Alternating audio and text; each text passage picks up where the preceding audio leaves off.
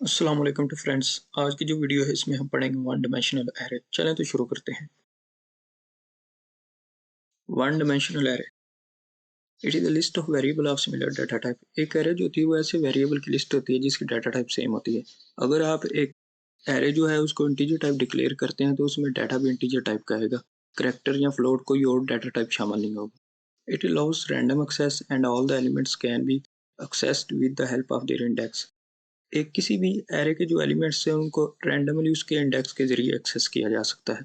The size of the array is fixed. जो एक array होती है उसका साइज हमेशा फिक्स्ड होता है।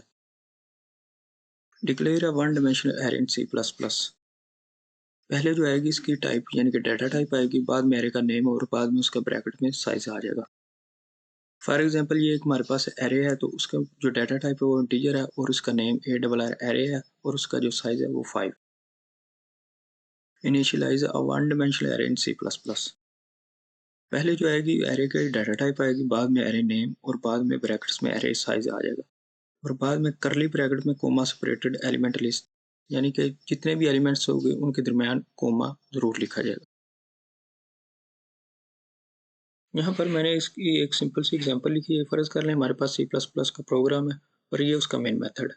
यहाँ पर मैंने एक इंटीजर टाइप एरे डिक्लेयर किया जिसका साइज़ 5 रखा है और उसमें 5 एलिमेंट्स स्टोर करवाए और ये फॉर लूप है और ये इसका सिंटैक्स है जो कि 0 से 5 तक चलेगी।